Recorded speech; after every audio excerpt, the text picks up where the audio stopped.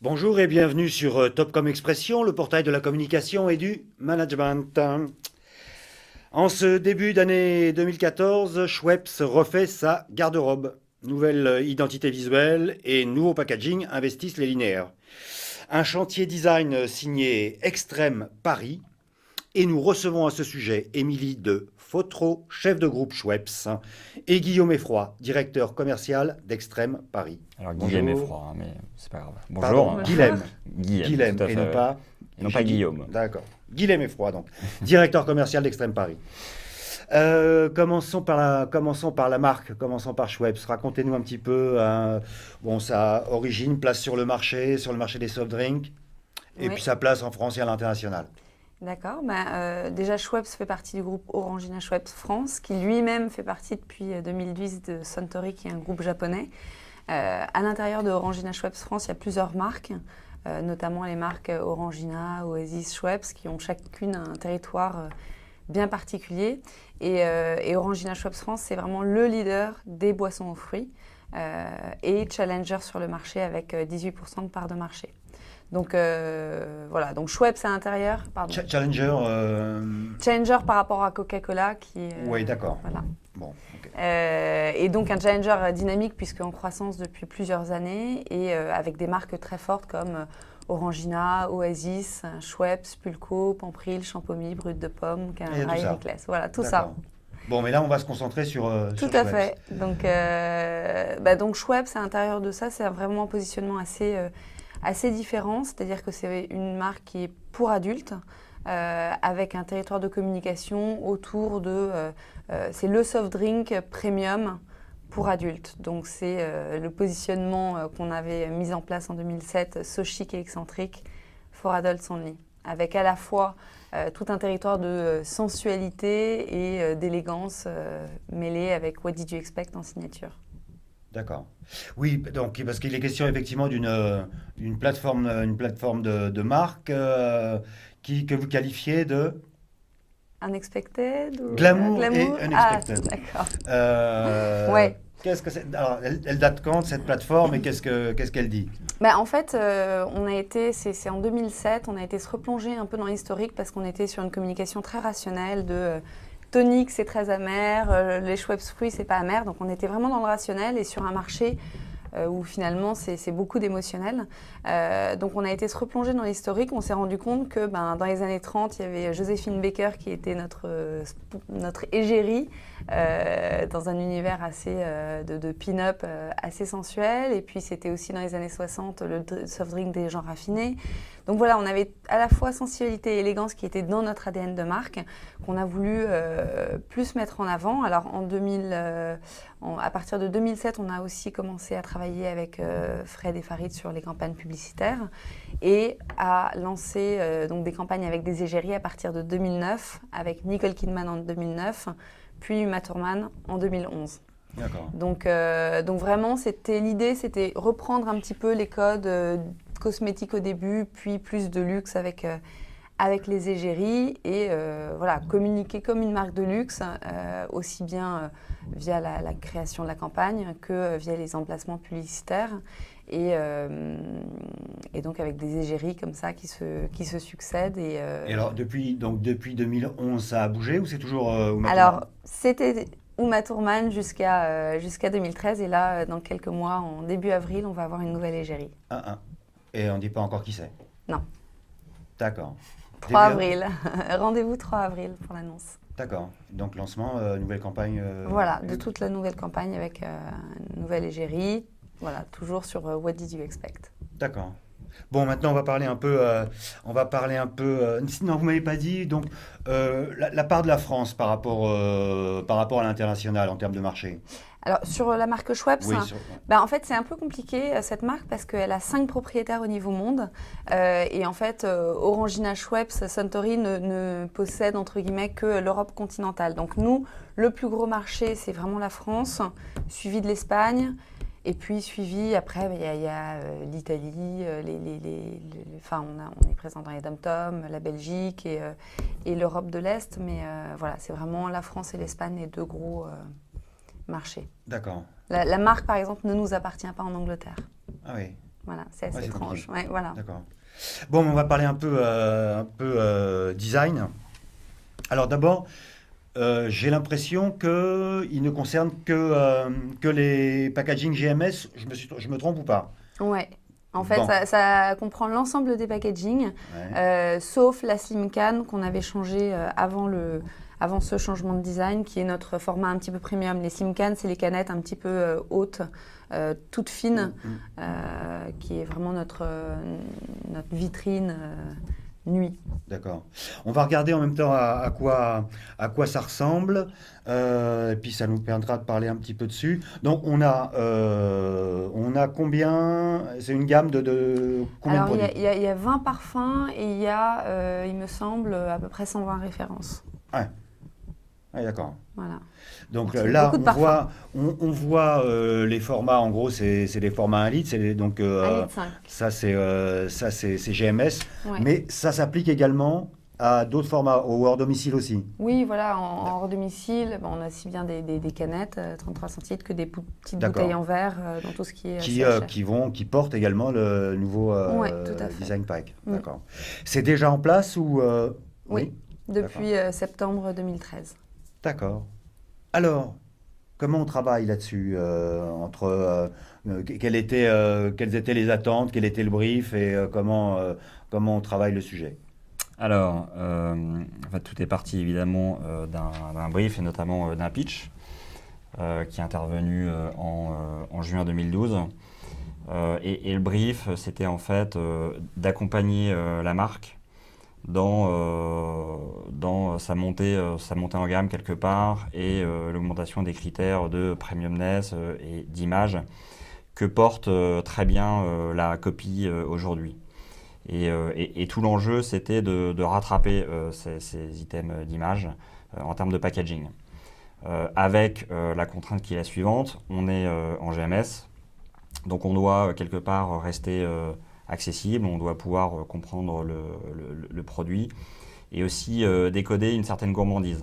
Schweppes, Émilie l'a dit, c'est une vingtaine de parfums. Derrière, il y a des recettes qui sont sophistiquées et qu'il faut aussi valoriser. Donc c'est un juste équilibre entre la création d'un soft drink adulte et premium, mais néanmoins dont la gourmandise est tout à fait décodable en rayon. Pourquoi, parce que ça fait deux fois que vous le dites, et pourquoi c'est important, enfin, en quoi est-ce que c'est une boisson d'adulte? Et est-ce que ce serait intéressant d'aller chercher la cible ado ou pas? Qu'est-ce qui définit que c'est un produit adulte? Alors, c'est vrai que c'est un marché plutôt adolescent dans le sens où c'est vraiment eux qui vont beaucoup consommer des soft drinks. Après, il y a assez peu finalement sur le marché de boissons qui s'adressent aux adultes. Alors, pourquoi Schweppes c'est adulte? Déjà parce qu'à l'origine, c'est vrai que c'est Indian Tonic et qu'il y a une espèce d'amertume du tonic avec un mix de quinine, d'orange amère. Donc voilà, c'est un goût, c'est un goût assez mature. Il faut avoir une certaine maturité pour aimer ça.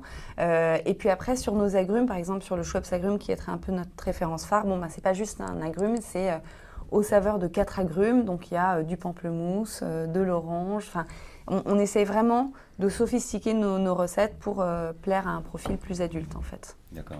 Vous dites donc Schweppes agrumes comme référence phare de la gamme, mais l'Indian Tonic, il tient toujours la route ou pas? Oui, il tient toujours la route. Ça fait, pour vous donner une idée, ça fait un peu moins de 30% de nos volumes, le tonic. D'accord. Ouais, mais c'est quand même conséquent, quoi. Et oui, c'est conséquent, mais c'est vrai qu'à l'époque, il y a encore, je crois que le changement s'est opéré, je ne sais plus, entre 2002 et 2004, où en fait, ça y est, c'était plus le tonic, la référence phare, et agrumes a vraiment pris une envolée incroyable. D'accord. Alors, entre le moment où on gagne, on gagne la compète, deux, on a un brief Déjà, c'est bien de le définitif. dire. Comment quelles sont les différentes étapes et combien de temps ça prend entre le point zéro et puis la mise en linéaire?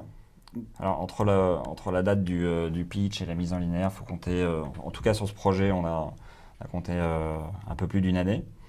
Donc, pitch en juin 2012 pour une mise à disposition des premiers packs en rayon en septembre 2013. Donc les différentes étapes, ça a été le pitch, la sélection de l'agence qui est intervenue un mois plus tard. Janvier 2013, on a eu les résultats du test quantitatif, à partir duquel on a pu choisir les pistes, affiner notre travail et puis commencer le travail des déclinaisons sur les nombreuses variétés de la gamme. Une fois que ce travail a été fait en mai 2013, on a pu commencer la production pour mise à disposition des packs en septembre. Parce qu'en termes de volume, ça représente quoi? Ça doit être phénoménal? C'est chiffrable? Oui, ça se compte en... Oui, je ne peux pas vous dire le chiffre, mais c'est plusieurs dizaines de millions de litres. Ouais. Et alors, ça s'applique donc uniquement à l'Europe ou ça s'applique partout? Enfin, le design là, sur lequel vous avez travaillé. Là, en l'occurrence, ça va s'appliquer qu'à certains pays parce qu'on a des problématiques déjà industrielles complètement différentes. Par exemple, en Espagne, on a une bouteille qui est complètement différente avec une toute petite surface d'expression. Et puis des positionnements qui sont légèrement différents aussi. Donc là, en l'occurrence, c'est la France avec les dom-toms, l'Italie et la Belgique. D'accord.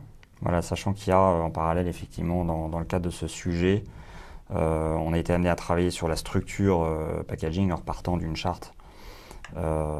C'était comment appliquer cette charte sur un pack GMS et faire fédérer un certain nombre d'éléments de la charte autour de l'identité. Ça, c'est un premier travail de structure, mais néanmoins, on a fait un travail sur l'identité en elle-même, qui était jugée à l'époque comme un peu stricte. Et on a fait, par conséquent, et à la demande évidemment de la marque, un travail d'épure, de sobriété, mais aussi un petit peu d'assouplissement de l'identité. Voilà, et qui va servir pour le coup à d'autres pays. Ok. Parce que là, on a vu que les formats GMS, mais ça s'applique aussi, la charte s'applique aussi aux canettes. Aux canettes et aux formats, excusez-moi, qui sont disponibles hors GMS, donc en CHR. Ok. On estime que ça a une durée de vie de combien, un design pack? Est-ce que ça vit combien de temps? Alors, on estime que c'est très variable. Déjà, il y a les faits qui nous permettent de dire que, notamment sur Schweppes, la durée de vie d'un pack est d'à peu près 3 ans, puisqu'on peut en attester via l'historique des pitchs. Après, c'est très variable. Si on prend le concurrent numéro 1 de Schweppes, qui est Coca-Cola, finalement, Coca ne revoit pas ses packs tous les 3 ans. Mais s'il prend autrement pour créer du rythme via une stratégie de pack un peu plus événementielle. Après, dans le food, c'est très variable. C'est très variable, effectivement. 2-3 ans, c'est un bon rythme. C'est un rythme qu'on retrouve assez souvent chez nos clients. D'accord. Et alors là, donc la mise en place a démarré en septembre, vous disiez septembre 2013, c'est ça? Maintenant, on ne trouve plus que ce design pack-là, où il y a encore de la cohabitation avec ancien packaging? Normalement tout doit être passé, ouais. C'est bon, c'est la fin des anciens. On ne voit plus d'anciens. Et alors, comment on évalue, comment on estime finalement l'impact de nouveaux packs sur la présence de la marque, éventuellement sur les ventes? Qu'est-ce qu'on a comme élément d'appréciation On a fait des pré-tests, comme le disait Guillaume, c'est-à-dire que... Pré-tests conso, donc? Oui. Donc in vivo, voilà, in situ. Voilà, tout ça est très quantifié parce que c'est vraiment des énormes chantiers, aussi bien financiers qu'en interne. Ça nous prend énormément de temps. Quand il y a 120 références, qu'il faut tout faire valider d'un point de vue juridique, légal, etc., c'est quand même beaucoup de travail. Donc voilà, avant de lancer toute la déclinaison, on avait validé qu'en termes d'intention d'achat, on augmentait. Donc on était déjà sur des intentions d'achat assez fortes. À 39, on est passé à 45, ce qui est extrêmement fort. En termes en intention d'achat. Oui, voilà, exactement. Okay. En termes sur les items de modernité, de attractivité, gourmandise, plaisir, on était aussi en positif. Donc une fois qu'on a validé ça, on est parti. Donc je dirais que le rationnel, on l'a eu en pré-test et que maintenant, c'est très compliqué a posteriori en magasin de savoir voilà, qu'est-ce qui est dû à la part de publicité, à la part de promo, à la part du pack, quoi. Oui, parce qu'on suppose que la mise en place, c'est aussi, ça s'accompagne d'un travail auprès de la distribution, enfin promotion, marketing terrain ou... Non, mais c'est-à-dire qu'on a présenté les packaging à la distribution, à nos clients, qui l'ont bien reçu. Après, il n'y a pas d'accompagnement particulier, si ce n'est sur le terrain quand les nouveaux packs arrivent. Voilà, les commerciaux sont là pour les présenter aux chefs de rayon et à l'ensemble des clients. D'accord.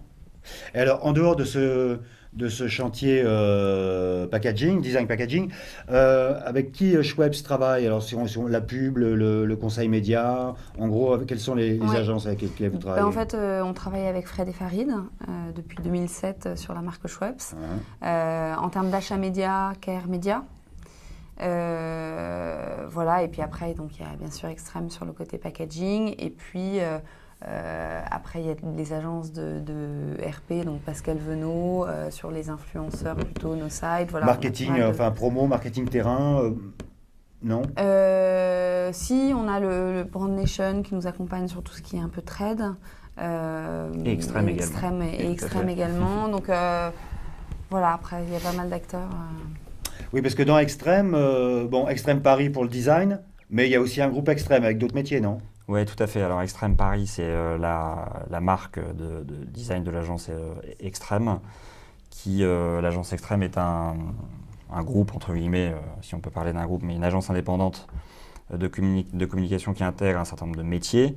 Le métier de la communication, évidemment de la publicité, le digital avec Extrême Sensio, l'activation de marque, le marketing service avec Extrême Les Corsaires, toute la partie B2B corporate avec Extrême Corporate, et plus récemment a été créé Extrême Event, agence d'événementiel, dernier né chez Extrême, qui est une activité importante et avec laquelle il y a beaucoup de synergie entre la partie digitale et la partie activation de marque. Et si je me souviens bien, l'origine, c'est le design. Voilà, c'est ça. Le groupe a été... Jean Valentin. C'est Jean Valentin. L'agence a été créée il y a à peu près 25 ans. Et l'ADN, à la base, c'était d'accompagner le groupe L'Oréal dans la création de ses packaging. Depuis, l'agence est énormément diversifiée, s'est étoffée en termes de métiers. Mais même au niveau du design, aujourd'hui, on est une des agences qui travaille pour L'Oréal qui est le plus diversifiée. On est l'agence l'oréalienne la plus hors l'oréalienne. Ça, c'est important parce qu'aujourd'hui, on a réussi à créer un modèle où on arrive à être créatif, réactif, mais aussi pragmatisme dans la politique des tarifs qu'on pratique. Et ça, c'est assez hérité de l'exigence que peut avoir L'Oréal envers ses agences. Et finalement, c'est une qualité de service qui aujourd'hui est assez appréciée de la part de nos clients qui ont beaucoup de contraintes, surtout sur la partie packaging où derrière il y a toute une logique industrielle. Et on est capable d'être créatif et réactif. Et aujourd'hui, c'est un modèle qui fonctionne assez bien et en tout cas que les clients apprécient. Ok, alors on finit sur Schweppes. Bien donc une nouvelle campagne en avril. Et en termes de... Donc ça veut dire quoi? Nouvelle copie film, pub Ouais, à la fois un film et du print aussi. Ok. Avec une nouvelle égérie. Donc on verra le nom jusqu'au 3 avril. D'accord. On ne saura rien. Et lancement avec... on a beaucoup d'événements nuit avec la Villa Schweppes, qui est un peu notre fer de lance nuit, avec un endroit qui fait des soirées en fait très, très conviviales. Et c'est un lieu unique ou itinérant? Et non, itinérant. On est très présent au Festival de Cannes. Et donc là, à l'occasion, le soir, on a la conférence de presse le matin. Et le soir, on aura une grosse soirée Villa Schweppes pour fêter tout ça. Le soir du lancement? Oui, voilà, D'accord. exactement. Le Okay. 3 avril. Et ça, donc côté événementiel, il y a une agence ou pas? Non, alors ça, c'est vraiment fait en interne. On a une expertise extrêmement forte en hors média sur tout ce qui est création d'événements, musique. C'est vrai qu'on accueille beaucoup de groupes musicaux. On a villaschweppes.com aussi qui qui est très présent dans le monde de la nuit et de la musique. Donc voilà, on a une très forte expertise là-dessus, mais vraiment pour le coup en interne. Ok. Et dernier point, donc Fred et Farid en pub et en prod, vous savez qui c'est en prod télé ou cinéma? Et en prod, c'était avec RSA. Et voilà. D'accord. Et on travaille également aussi, juste j'ai oublié de les citer, avec Webedia qui s'occupe de villagewebs.com, qui est un gros site de communication autour magazine culturel de la nuit. Ok. Très bien. Eh ben, je vous remercie. Merci à vous. beaucoup.